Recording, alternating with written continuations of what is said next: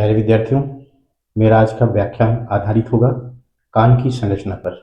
तो आज हम बात करेंगे मनुष्य के कान की। मनुष्य का कान बाह्य कर्ण, मध्य कर्ण और अंतःकर्ण में विभाजित होता है। बाह्य कर्ण के अंतर्गत ये पिन्ना जो बाहर की तरफ स्थित है, अंदर एक टनल लाइक स्ट्रक्चर जिसको एक्सटर्नल ऑडिटरी मीटस कहा जाता है तथा कान का पर्दा आता है।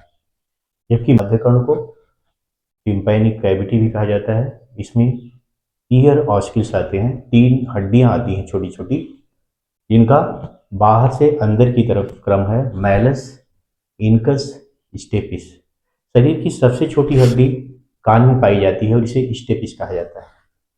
ये ईयर ऑस्किल्स कर्णपट्टा पर पड़ने वाले ध्वनि तरंगों की तीव्रता को और बढ़ा देते हैं और इस तरह से इस मध्य कर्ण से होकर के जो ध्वनि गुजरती है वो और प्रबल हो जाती है और फिर इसे अंतःकर्ण में भेज दिया जाता है। अंतःकर्ण की संरचना का डायग्राम है जो मैंने ऑलरेडी ड्रॉ कर रखा है।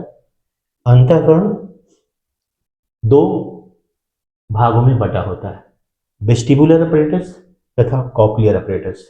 वेस्टिबुलर अपरेटस का संबंध संतुलन क्रिया से होता है, जबकि कॉक्लियर अपरेटस का संबंध श्रवण क्रिया से होता है। वेस्टिबुलर अपरेटस में 3 सेमी सर्कुलर कैनल्स यानी एंटेरियर, पोस्टेरियर तथा लैटरल सेमी सर्कुलर कैनल्स आती है और साथ ही साथ एक बड़ा कक्ष यूट्रिकुलस और एक छोटा कक्ष सैकुलस आते हैं।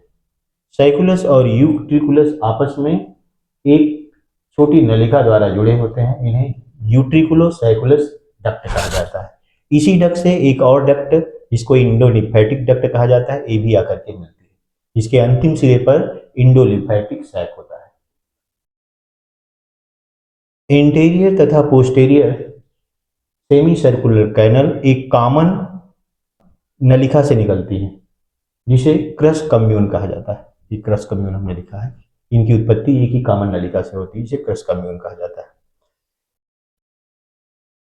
कॉक्लियर अपरेटस जो कि सुनने की क्रिया का निगमन करता है, जिसमें कॉक्लिया आता है, यह डक्टस ऑफ रीयूनियन द्वारा सैकुलस से जुड़ा होता है।